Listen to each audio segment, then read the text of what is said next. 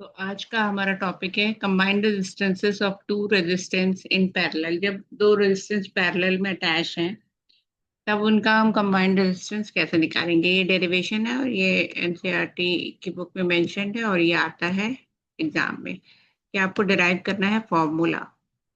तो कम parallel combination क्या होता है, हमको पता है कि दो जो रेजिस्टेंस है वो एक कॉमन एंड पर जुड़े होते हैं। जैसे कि ये दो रेजिस्टेंसेस हैं, है ना। कॉमन एंड यहाँ पर ए है, बी है, ये कॉमन एंड है। इससे दो रेजिस्टेंस R1 एंड R2 ये अटैच्ड हैं। इस टाइप के कॉम्बिनेशन को हम बोलते हैं पैरेलल कॉम्बिनेशन। जब पैरेलल कॉम्बिनेशन है तो क्या होगा, हमारा ओवरऑल रेजिस्टेंस इस सर्किट का क्या होगा वो निकालने के लिए फॉर्मूला हम अभी डिराइव करेंगे। ठीक है, तो ये है हमारा पैरेलल कॉम्बिनेशन जिसमें कि दो रेजिस्टेंस अटैच हैं। अ, आप देख सकते हैं ये है रेजिस्टेंस R1, R2 अटैच है, दो कॉमन एंड ए और बी दो कॉमन एंड से अटैच हैं। अब इसको हमने इन कॉमन एंड्स को बैटरी से अटैच कर दिया। बैटरी का जो लॉन्ग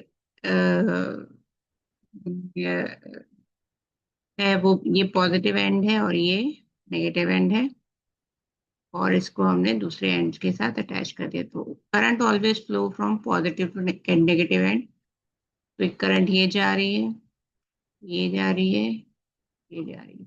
अब यहाँ आप देख रहे हो जब ये करंट जा रही है तो when it is passing from all the resistances R1 and R2, ये डिवाइड हो रही है। टोटल करंट किसमें किसमें डिवाइड हो रही है, R1 में I1 जा रही है, R2 में I2 जा रही है। तो ये आपको ध्यान में रखना है जब भी पैरेलल कॉम्बिनेशन में आप रेजिस्टेंस को अटैच करते हैं तो जो टोटल करंट है सर्किट की सेम रहती है बट वो रेजिस्टेंस में डिवाइड हो जाती है, क्योंकि हमको V equal to I R maintain करना है ना।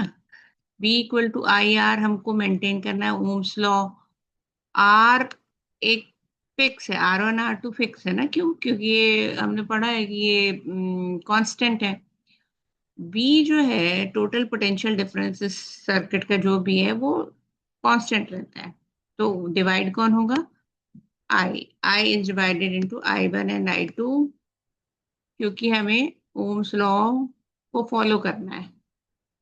ठीक है, तो सीरीज की कॉम्बिनेशन में जो V है आपका पोटेंशियल डिफरेंस है वो डिफरेंट रेजिस्टेंस में डिवाइड होता है, I सेम रहता है। लेकिन पैरेलल कॉम्बिनेशन में जो आपका जो करंट है वो रेजिस्टेंस में डिस्ट्रीब्यूट हो जाती है। R1 R2 में सपोज हमारी I है तो यहाँ आप देख सकते हो I1 I2 में डिस्ट्रीब्यूट हो गई है। तो total current of the circuit is I, current passing through R1 is I1, current passing through R2 is I2। ठीक है, आगे बढ़ते हैं। मैंने बोला टोटल करंट क्या है, I1 I2 का एडिशन है।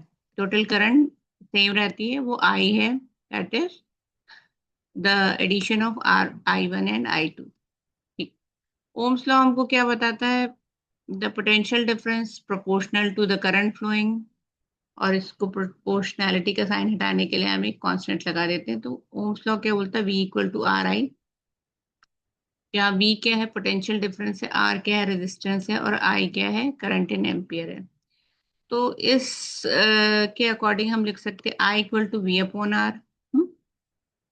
I1 I2 की वैल्यू हमको चाहिए, I1 equal to V/R, R1, और I2 इक्वल टू V/R2, क्योंकि I1 और I2 डिवाइड हो गया है, हमारा डिस्ट्रीब्यूट हो गया है R R1 और R2 में। ये है हमारा equation 1, I equal to I1 plus I2। This is our equation 1। हम्म, ये हमारा इक्वेशन 1 है, ये हमारा इक्वेशन 2 है, ये हमारा इक्वेशन 3।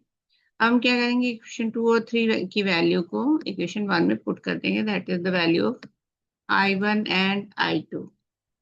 I1 और I2 की वैल्यू को आप इक्वेशन 1 में रख दें। इक्वेशन 1 हमारा क्या है, I equal to I1 plus I2।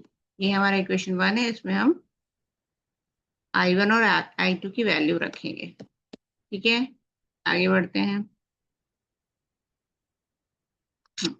I equal to क्या है, B अपॉन आर है। यहाँ से हम देख सकते हैं I1 B upon R1, I2 B upon R2। सारी वैल्यूज हमने रख दी।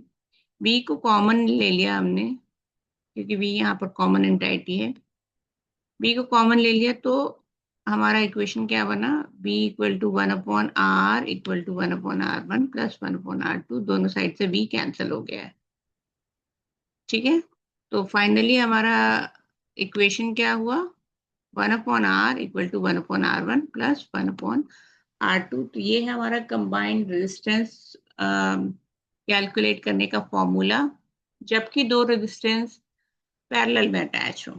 ठीक है, जहां पर R क्या है, total resistance of the circuit है, combined resistance of the circuit है। R1 क्या है, दो रेजिस्टेंस है जो कि पैरेलल कॉम्बिनेशन में अटैच्ड है। Thank you very much.